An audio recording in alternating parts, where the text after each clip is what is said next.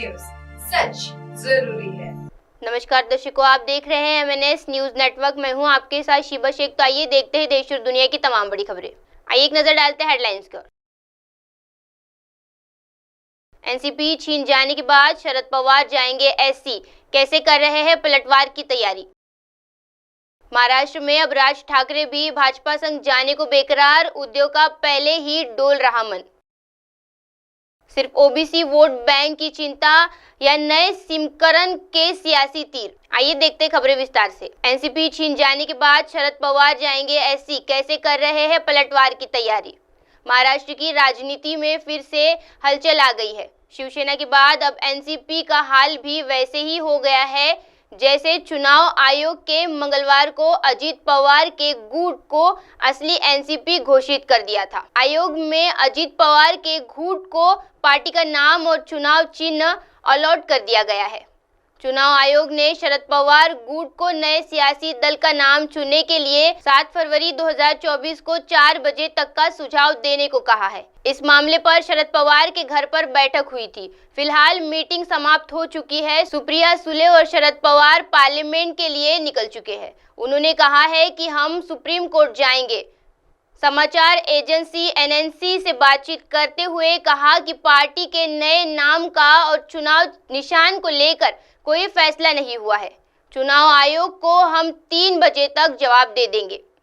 जानकारी के मुताबिक इस बैठक में राज्यसभा सदस्य वंदना चौहान, जितेंद्र आव्हाड, फैजिया खान, PC चाको और सुप्रिया सुले मौजूद है। आज 4 बजे तक चुनाव आयोग में अपने संभावित पार्टी नामांकन और चिन्ह को विकल्प देना है। आइए बढ़ते अगली खबर की ओर। महाराष्ट्र में अब राज ठाकरे भी भाजपा संग जाने को बेकरार, उद्योग का पहले ही डोल रहा मन।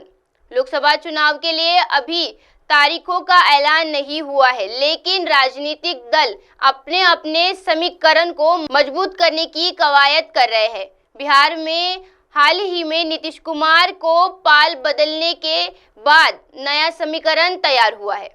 अब महाराष्ट्र में भी इसका असर देखने को मिल रहा है। पहले उद्धव ठाकरे के तेवर बीजेपी के लिए नरमी देखी गई, वहीं अब राज ठाकरे भी भाजपा के साथ अपनी सियासत चमकाने के लिए बेताब दिख रहे हैं। राज ठाकरे भी महाराष्ट्र नवनिर्माण सेना के नेताओं ने मंगलवार को उप मुख्यमंत्री देवेंद्र फडणवीस से उनके आधिकारिक आवास पर मुलाकात की। सूत्रों ने बताया कि इस दौरान आगामी लोकसभा चुनाव को लेकर बातचीत हुई है। सूत्रों ने बताया कि MNS नेता बाला नंदनगावरकर, संदीप देशपांडे और नीति सरदेसाई को सीट बंटवारे पर आगे की चर्चा के लिए राज ठाकरे ने जिम्मेदारी सौंपी है। आइए बढ़ते हैं अगली खबर की ओर। सिर्फ OBC वोट बैंक की चिंता या नए समीकरण के सियासी तीर।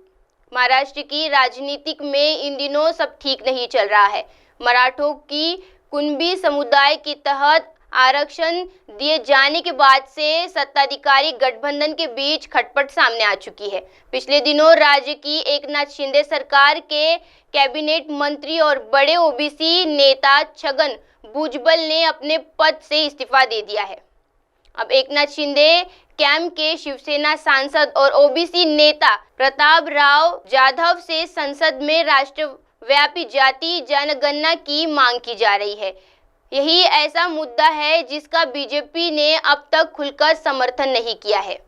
इतना ही नहीं, उद्धव ठाकरे के मन डोलने की भी चर्चा इन दिनों राज्य में सियासी चर्चा के केंद्र में है। सोमवार को ठाकरे ने कहा था, मैं मोदी जी को बताना चाहता हूं कि हम कभी भी आपके दुश्मन नहीं थे, आज भी हम दुश्मन नहीं हैं, हम आपके साथ थे। हमने पिछली बार आपके लिए प्रचार किया था।